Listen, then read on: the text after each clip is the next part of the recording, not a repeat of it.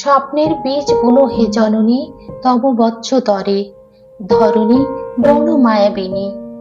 দেখো মায়া জালে স্বপ্ন না জড়িয়ে পড়ে, স্বপ্নের সিঁড়ি নিয়ে যাবে সাফল্য বাড়ি।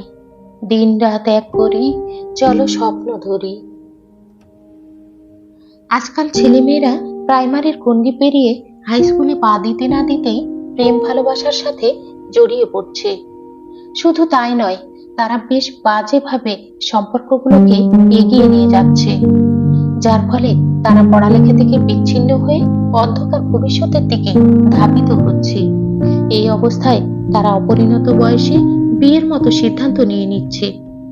অল্প সময়ের সম্পর্ক আবার অল্প সময়ে ভেঙে যাচ্ছে, ফলে তারা বেশিরভাগ ক্ষেত্রে নেশার সাথে জড়িয়ে পড়ছে, গ্যাংয়ের সাথে জড়িয়ে যাচ্ছে। এই সমস্যা বর্তমানে মহামারী আকার ধারণ করেছে। ঘরে ঘরে মা বাবারা এই নিয়ে চরম অশান্তি ভোগ করছে, কারণ সন্তানরা ক্রমাগতই বাবা মার অবাধ্য হয়ে যাচ্ছে। কিন্তু একটা বিষয় লক্ষ্য করেছেন কি, আগের মায়েরা বাচ্চাদের পিছনে কিন্তু এত সময় দেয়নি। তারা একাই স্কুলে গেছে, একাই সব করেছে। এখন মায়েরা বাচ্চাদের পাহারা দিয়ে রাখে, একা বের হতে দেয় না। তারপরও কেন এমন হচ্ছে? এর একটা বড় কারণ হচ্ছে ডিভাইস। বাচ্চারা ডিভাইসের ভালো দিক গ্রহণ না করে খারাপ বিষয়গুলোর সাথে বন্ধুত্ব করছে, যার ফলে তাদের মস্তিষ্ক বিগড়ে যাচ্ছে। আরেকটা কারণ হচ্ছে কম ভাই বোন। আগের বাবা মায়ের অনেক সন্তান থাকতো, তারা সবাই মিলেমিশে সময় কাটাতো, কিন্তু এখন হয় একজন অথবা দুইজন।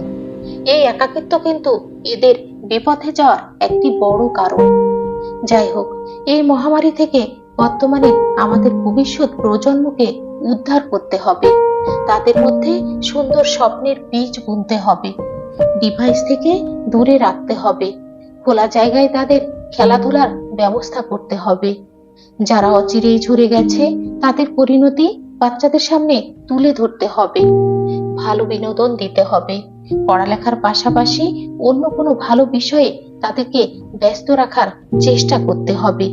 আসুন আমরা সকলে মিলে আমাদের ভবিষ্যৎ প্রজন্মকে বাঁচাই, খুঁজে দেখি এর প্রতিকারের আরো উপায়।